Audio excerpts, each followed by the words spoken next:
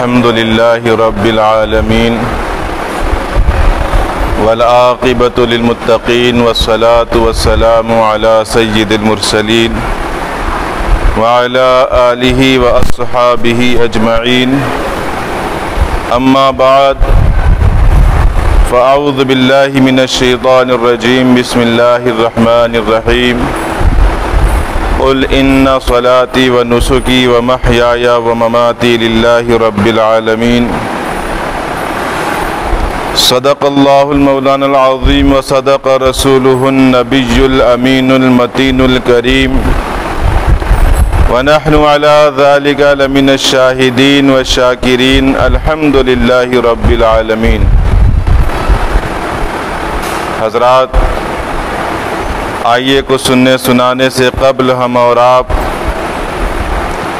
اپنی اور ساری کائنات کے مرکز عقیدت حضور رحمت للعالمین جناب احمد مجتبی محمد مصطفیٰ روحی فدا صلی اللہ تعالی علیہ وآلہ وسلم کی بارگاہ بےکس پناہ میں درود و سلام کا نذرانہ پیش کرتے ہیں، مگر جس طریقے سے میں پڑھاؤں آپ بھی میرے ساتھ مل کر بلند آواز سے پڑھیں۔ الصلاۃ والسلام علیک یا رسول اللہ، الصلاۃ والسلام علیک یا حبیب اللہ، الصلاۃ والسلام علیک یا نبی اللہ وعلى آلك وصحابك یا نور اللہ۔ نویت سنت الاعتکاف۔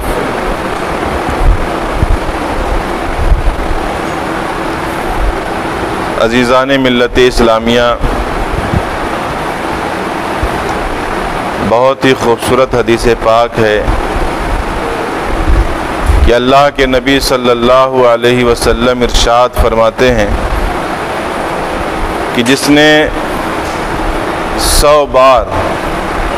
درود پاک پڑھا، اللہ تعالیٰ اس کی 100 حاجتیں پوری فرما دیتا ہے۔ اللہ پاک اس کی 100 ضرورتیں پوری فرما دیتا ہے، 70 آخرت کی اور 30 دنیا کی۔ 70 حاجتیں آخرت کی پوری ہو جاتی ہیں اور 30 دنیا کی پوری ہو جاتی ہیں۔ تو درود پاک پڑھنے سے بندے کے 100 ضرورتیں، 100 مشکلات ختم ہو جاتی ہیں۔ تو آئیے محبت کے ساتھ درود پاک پڑھیں۔ اللہم صلی علی سیدنا مولانا محمد معدن الجود والکرم وآلہ وبارک وسلم صلاۃ و سلاما علیک یا رسول اللہ صلی اللہ تعالی علیہ وسلم۔ جان دے دی ہوئی اسی کی تھی، جان دے دی ہوئی اسی کی تھی، حق تو یہ ہے کہ حق ادا نہ ہوا، حق تو یہ ہے کہ حق ادا نہ ہوا۔ محترم سامعین اکرام،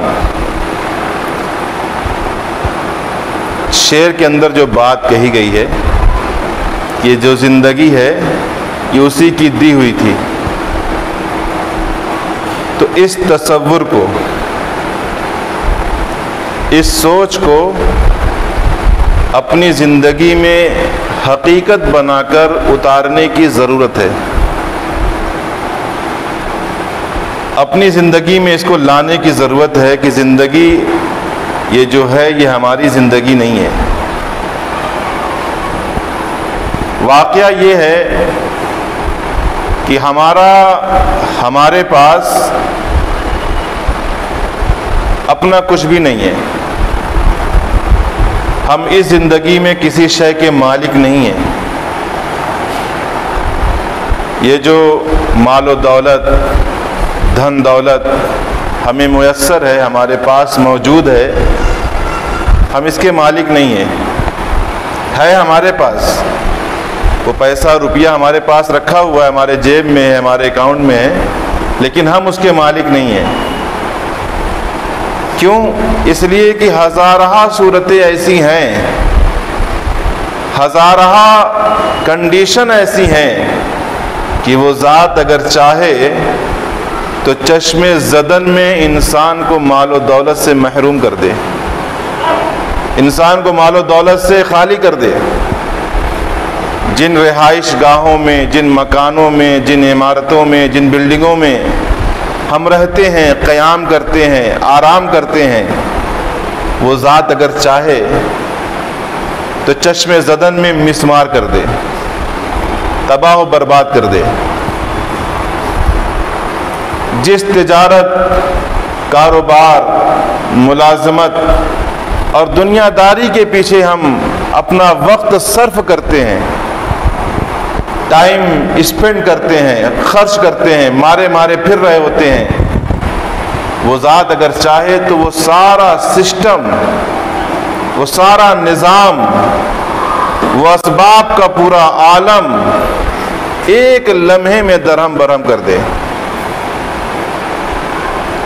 جو ٹوٹی پھوٹی عزت ہم دنیا میں بنائے ہوتے ہیں، جو ہم دنیا میں عزت تھوڑی بہت حاصل کیے ہوتے ہیں، جس کی خاطر انسان سب کچھ کرتا ہے تاکہ وہ عزت کے ساتھ، وقار کے ساتھ اپنی زندگی گزار سکے، اپنی زندگی بتا سکے، وہ ذات چاہے تو ایک آن میں انسان کو عزت سے محروم کر دے۔ تو یہ بات درست ہے یا نہیں؟ جی، اولاد کے لیے ماں باپ سب کچھ کرتے ہیں، اپنی اولاد کے لیے بڑی محنت کرتے ہیں، رات دن ایک کر دیتے ہیں اولاد کے لیے، اولاد کی آسائش کے لیے، آرام کے لیے، ان کی خواہشات کو پورا کرنے کے لیے۔ وہ ذات اگر چاہے تو آدمی کو اولاد سے محروم کر دے،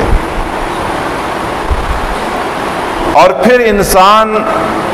اپنی جان کے لیے، اپنی زندگی کی آسائش کے لیے، زندگی کو خوشنما بنانے کے لیے، اپنی زندگی کو سیٹ کرنے کے لیے، اپنی زندگی کو چمکانے کے لیے، اپنی زندگی کو تابناک بنانے کے لیے، اپنی زندگی کو آسائش و آرام کے لیے انسان بہت کچھ کرتا ہے، بہت سارے انتظامات کرتا ہے، مکان بناتا ہے، دکان چلاتا ہے، کاروبار کرتا ہے، بزنس کرتا ہے، طرح طرح کے وہ جتن کرتا ہے، کس لیے کہ زندگی آرام دہ ہو جائے، زندگی مشکلات سے خالی ہو جائے،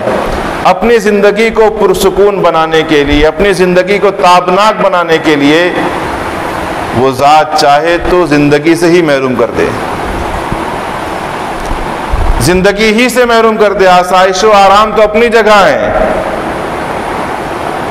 دنیا کی نعمتیں اپنی جگہ ہیں، جس زندگی کے لیے ہم سب کچھ کر رہے ہیں اللہ چاہے تو زندگی ہی سے محروم کر دے۔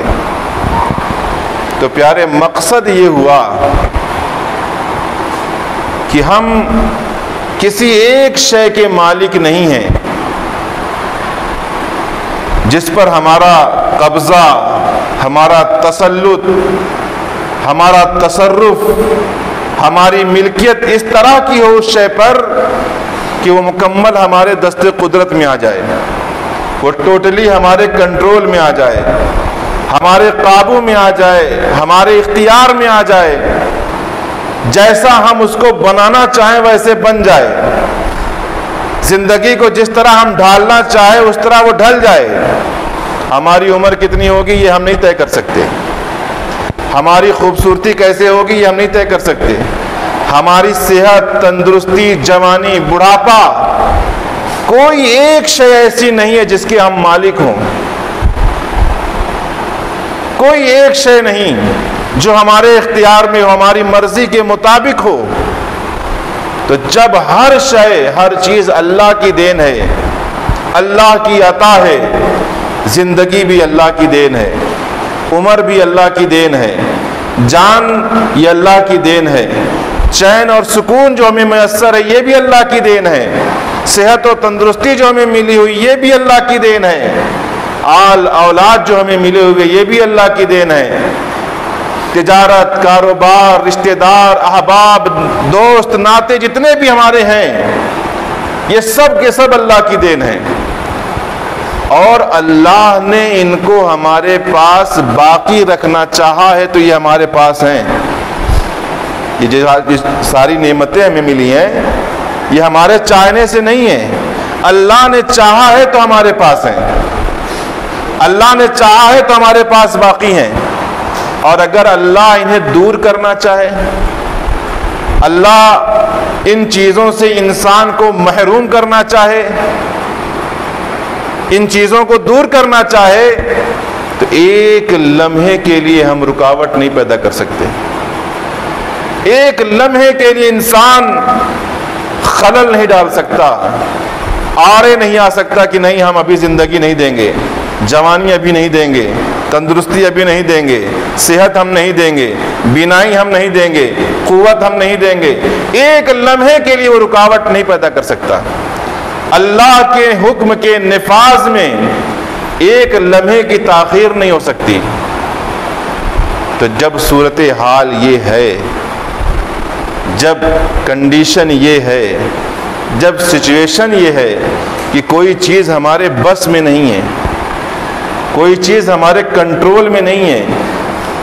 زندگی پہ بھروسہ کیا نہیں جا سکتا، صحت پہ بھروسہ کیا نہیں جا سکتا، اولاد پہ بھروسہ کیا نہیں جا سکتا، دھن دولت پہ اعتبار کیا نہیں جا سکتا،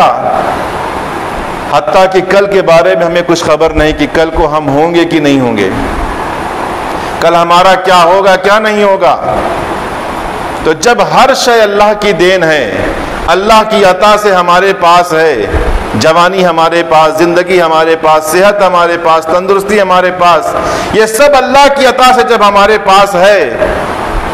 تو کیا یہ بہتر نہیں ہے کہ انسان اس دنیا میں زندگی گزارے، انسان رہائش گاہوں میں رہے،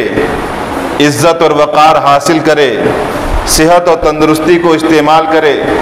اللہ نے جو جو نعمتیں عطا کر رکھی ہیں، تجارت، کاروبار، بزنس،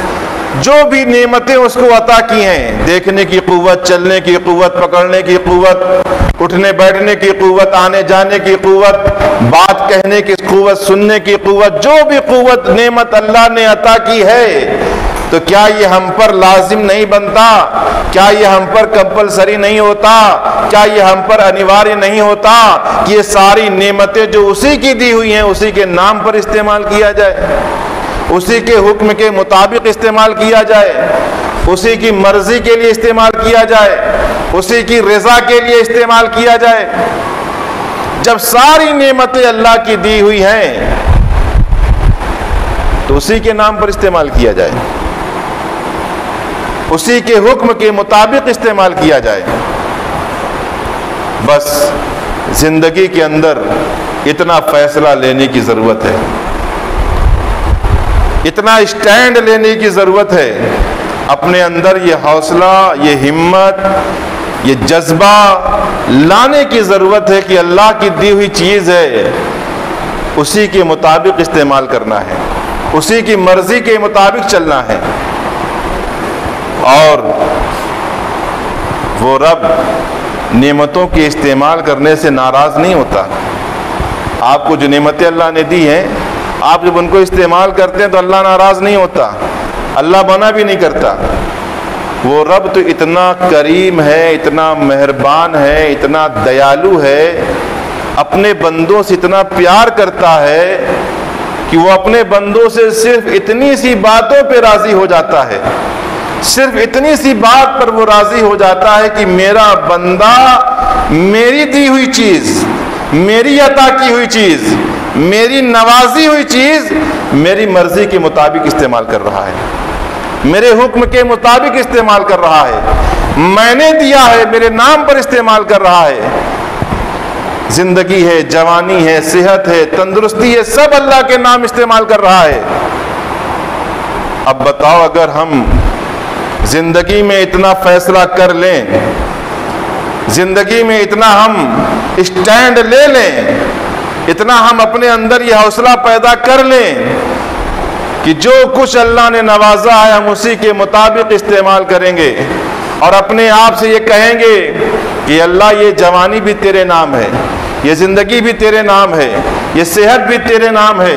یہ دولت بھی تیرے نام ہے، یہ آل اولاد بھی تیرے نام ہے، اے اللہ سب کچھ تیرے نام ہے، جب اس انداز سے، اس سوچ کے ساتھ، اس خیال کے ساتھ